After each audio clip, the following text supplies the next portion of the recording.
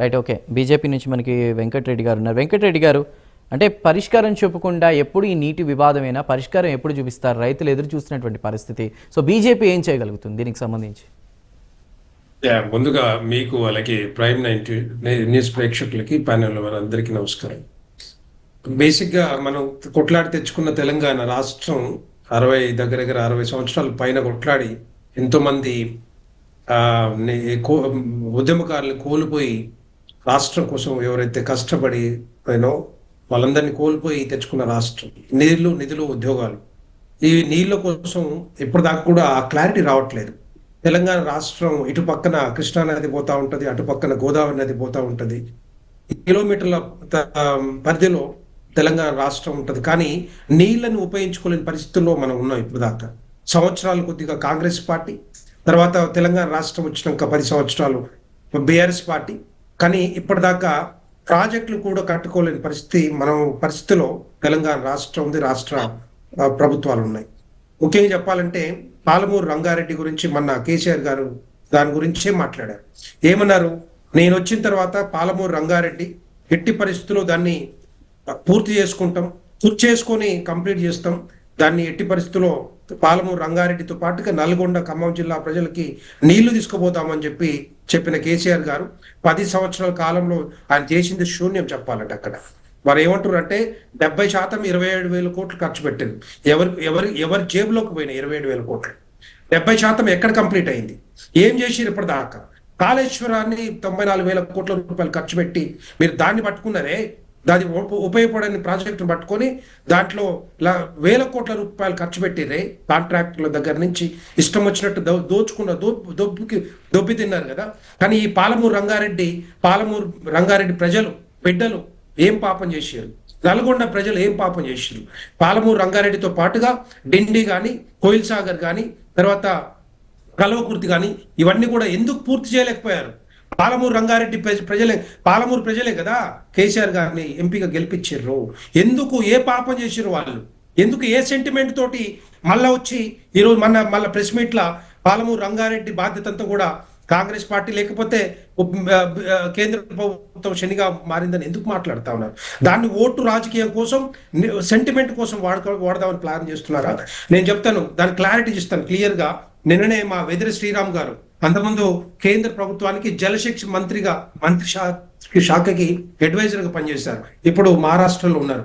ఆ ప్రతిదీ కూడా మినిట్ మొత్తం కూడా రికార్డెడ్. యాక్చువల్గా నిన్ననే పవర్ పాయింట్ ప్రెజెంటేషన్ ఇచ్చారు. 2015, 18, 19లో 2015 జూన్ 18, 19 రోజులు గవర్నమెంట్ ఆఫ్ ఇండియా మీటింగ్ పెట్టింది. ఏమన్నది? ఎట్టి పరిస్థితుల్లో మీరు తెలంగాణ కానీ ఏపీ కానీ ఈ 811 టీఎంసీల వాటర్ని ఏ విధంగా షేర్ చేసుకుంటారో అడిగింది. దానికి ఆ రోజు ప్రిన్సిపల్ సెక్రటరీ ఎస్కే జోషి గారు వెళ్ళి, లేదు సార్, మేము 811లో 2099 మేము వాడుకుంటాం, మిగతాదే ఏపీ వాడుకోమని చెప్పి సైన్ పెట్టింది ఎవరండి? ఇదే రాష్ట్ర ప్రభుత్వం కాదా? కేసీఆర్ గారి ప్రభుత్వం కాదా? అంటే కేసీఆర్కి తెలియకుండానే ఎస్కే జోషి గారు ప్రిన్సిపల్ సెక్రటరీ గారు సైన్ పెట్టి వచ్చారా? అది అగ్రిమెంట్, ఫస్ట్ అగ్రిమెంట్. ఎందుకంటే 299 కాకుండా మనకు కావలసిన వాటర్ అంతా దగ్గర 261 టీఎంసీల వాటర్ కావాలి. ఈ పాలమూరు రంగారెడ్డితో పాటుగా శ్రీశైలం ఎడమ కాలువకి 40 టీఎంసీలు, కలవకుర్తి ఎత్తిపోత పథకానికి 53, నెట్టెంపాడికి 25, పాలమూరు రంగారెడ్డికి 90 టీఎంసీలు, డిండి ఎత్తిపోతలకి 30 టీఎంసీలు, కోయిల్ సాగర్ కి 3.3, ఈ మొత్తం కలిపితే 261.7 టీఎంసీల వాటర్ మనకు అవసరం ఉంటే, ఈ 299 కాకుండానే 299 కాకుండా 261 కావాలని చెప్పి తెలిసి కూడా దాన్ని వాటర్ షేరింగ్ అగ్రిమెంట్ లో ఎందుకు పెట్టలేదు కేసీఆర్ ప్రభుత్వము? ఎందుకు మాట్లాడలేదు ఆ రోజు? ఒక ప్రశ్న, నీటి వాటాలకు సంబంధించి ఫస్ట్ దుర్మార్గంగా ఆలోచించింది కేసీఆర్ ప్రభుత్వం. రెడ్డి గారు, బీఆర్ఎస్ పార్టీ 10 సంవత్సరాలు ఉంది తెలంగాణలో. తర్వాత ఇప్పుడు కాంగ్రెస్ వచ్చింది. ఒకరిపై ఒకరు ఆరోపణలు చేసుకుంటున్నారు.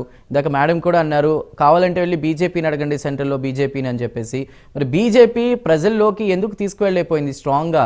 ఎక్కడ మిస్టేక్ జరుగుతున్నది అన్నది డెఫినెట్ గా. అందుకే మేము ఏవైతే బీఆర్ఎస్ ప్రభుత్వం మీద ఏవైతే వైఫల్యాలు ఉన్నాయో అవన్నీ కూడా అంతకుముందు 2023 ఎన్నికల ముందు మా బండి సంజయ్ గారి సారథ్యంలో పాదయాత్ర చేసుకుంటూ ఇంటింటికి గ్రామానికి తీసుకెళ్ళాం కాబట్టే ఈరోజు ఆ బీఆర్ఎస్ పార్టీని ఫామ్ హౌస్ పరిమితం చేసింది మేమే చెప్పాలంటే. దాంట్లో ఏదో దొంగ హామీలు ఇచ్చి అబద్ధపు హామీలు ఇచ్చి అబద్ధ వాగ్దానాలు ఇచ్చి ఈరోజు కాంగ్రెస్ ప్రభుత్వంలోకి వచ్చింది తప్పితే వాళ్ళు చేసిన శూన్యం. ఇప్పుడు మీరు చూస్తున్నారు కరెక్ట్ గా తెలంగాణ ప్రజలు గమనిస్తా ఉన్నారు. వాళ్ళు ఇచ్చిన హామీలు ఏంటి, 6 గ్యారెంటీల హామీలు ఏంటి, 420 అంశాలు ఏంటి, ఎక్కడన్నా ఏమైనా ముందుకు పోయినాయా, ఏమైనా అమలు చేసిరా? ఈ 6 గ్యారెంటీలో 13 అంశాలు ఉంటే 3 అంశాలు తీసుకొచ్చి మేము మొత్తం చేసిరని చెప్తున్నారు. కాంగ్రెస్ పార్టీ వైఫల్యం క్లియర్ కనపడతా ఉంది. రెండో పాయింట్ చెప్తాను. ఇప్పుడు బీఆర్ఎస్ పార్టీ హయాంలో, ప్రభుత్వ హయాంలో 4 టీఎంసీలు ఉన్న పోతిరెడ్డి పాడు ద్వారా ఏదైతే నీళ్లు తీసుకుపోతా ఉన్నారు ఆంధ్రప్రదేశ్ ప్రభుత్వం, ఆ 4 టీఎంసీల నుంచి 10 టీఎంసీలకు ఎందుకు మీరు యాక్సెప్ట్ చేశారు? తీసుకుపోతుంటే పోతిరెడ్డి పాడికి పొక్క పెట్టుకొని 10 టీఎంసీల వాటర్ తీసుకుపోతా ఉంటే మరి ఆ రోజు కేసీఆర్ గారు ఏం చేశారు? ఈ నీళ్ళన్నీ కూడా ఎందుకు ఫైట్ చేయలేదు, ఎందుకు ఆపలేదు? వాళ్ళ సామర్థ్యాన్ని పెంచుకుంటూ పోతా ఉన్నారు, చాలా పెంచుకుంటూ పోయారు. ఇప్పుడు కూడా అదే పని చేస్తా ఉన్నారు. రెండో పాయింట్ దీంట్లో ఈ ఏదైతే మనకి కావాల్సిన 500 నుంచి దగ్గర 600 నుంచి 700 టీఎంసీలు మనకి రావాలి చెప్పాలంటే. ఇప్పుడు కొత్తగా చెప్పాలి ఇంకొక ఏదైతే రెండోది డిపిఆర్ ని పంపించమంటే, కేంద్ర ప్రభుత్వం డిపిఆర్ ని పంపించమంటే 2021 నేను ఒక డేట్ కూడా చెప్తాను. 2021లో వాళ్ళు డిపిఆర్ పంపించమంటే దగ్గర 14 నెలలు మరి వాళ్ళు టైం తీసుకొని 14 నెలల తర్వాత డిపిఆర్ పంపించారు. డిపిఆర్ కూడా అది కంప్లీట్ ఉందా అంటే లేదు. మరి కేంద్ర ప్రభుత్వం ఇంకోటి వాళ్ళు ఇమ్మీడియట్ గా మీరు డిపిఆర్ లో అడిగిన అంశాలు లేవు, దాన్ని పూర్తి చేసి పంపించమని చెప్పింది. ఏంటి? పాలమూరు రంగారెడ్డి కంప్లీట్ చేయాలంటే 90 టీఎంసీలు వాటర్ కావాలి. ఏ విధంగా ఎట్లా అలొకేట్ చేస్తారంటే వాటర్ని వాళ్ళు ఏం చెప్పారు, 45 టీఎంసీల మైక్రో ఇరిగేషన్ కోసము, తర్వాత ఇంకొక 45 టీఎంసీలు ఏదైతే గోదావరి డైవర్షన్ కింద ఏదైతే అక్కడి నుంచి వస్తాయో ఆ నీళ్లు కలుపుకొని 90 టీఎంసీలు. కానీ అది ఓకే, గోదావరి వాటర్ డైవర్షన్ 45 టీఎంసీలు బాగానే వాడుకోవచ్చు. ఇంకొక 45 టీఎంసీలు ఏ విధంగా వాడుకుంటారు, ఎట్లా వాడుకుంటారు అంటే అది చెప్పలేదు. Tank level information, tank wise information. ఈ తెలంగాణ పాలమూరు రంగారెడ్డి కింద చెరువులు ఎన్ని ఉన్నాయి, కుంటలు ఎన్ని ఉన్నాయి, వాటర్ ఎంత అవసరం వస్తుంది, దానికి మొత్తం టోటల్ గా ఇన్ఫర్మేషన్ ఏమంటే అప్పటి నుంచి ఇప్పటిదాకా ఇది బీఆర్ఎస్ ప్రభుత్వం ఇవ్వలేదు. తర్వాత 2 సంవత్సరాల కాలంలో కాంగ్రెస్ ప్రభుత్వం కూడా ఇప్పటికి కూడా సబ్మిట్ చేయలేదు. అందుకే డిపిఆర్ వెనక్కి పంపింది తప్పితే క్యాన్సిల్ చేయలేదు. ఇప్పటి కూడా కేంద్ర ప్రభుత్వం ఇప్పటి కూడా వెయిట్ చేస్తా ఉంది. కొత్త ట్రిబ్యునల్ వేసింది. 1050 టీఎంసీల వాటర్ ని మేము డెఫినెట్ గా కొత్త ట్రిబ్యునల్లో తెలంగాణ రాష్ట్రానికి అత్యధికంగా ప్రాధాన్యం ఇస్తామని చెప్పి కేంద్ర ప్రభుత్వం చెప్తా ఉంటే వీళ్ళేమో కేంద్ర ప్రభుత్వం మీద నెపం వేస్తా ఉన్నారు. కొత్త ట్రిబ్యునల్ వేసింది ఎవరు? 1050 డెఫినెట్ గా దాంట్లో షేరింగ్ తెలంగాణ రాష్ట్రానికి రావాలి. అందుకే న్యూ టర్మ్స్ ఆఫ్ రెఫరెన్స్ కూడా వచ్చింది వాళ్ళకి, ఈ రాష్ట్ర ప్రభుత్వం పంపించింది. ఆ న్యూ టర్మ్స్ ఆఫ్ రెఫరెన్స్ ప్రకారం డెఫినెట్ గా తెలంగాణ రాష్ట్రానికి ఒకవేళ కొత్త ట్రిబ్యునల్లో తెలంగాణ రాష్ట్ర ప్రభుత్వం కాంగ్రెస్ ప్రభుత్వం సరిగ్గా వాదనలు వినిపిస్తే 600 నుంచి 700 టీఎంసీల నీళ్లు తెలంగాణ రాష్ట్రానికి వస్తాయి. అది పాలమూరు రంగారెడ్డితో పాటుగా ఎల్సీఎల్బీసీ కానీ, కోయిల్సార్ కానీ, డిండి కానీ, మిగతా కలవకుర్తి కానీ ఇవన్నీ కూడా పూర్తి అవుతాయి. ఇది పట్టించుకోకపోతే డెఫినెట్ గా 2 పార్టీలు మాత్రం రేపొద్దున తెలంగాణ ప్రజలకి అర్థమవుతుంది.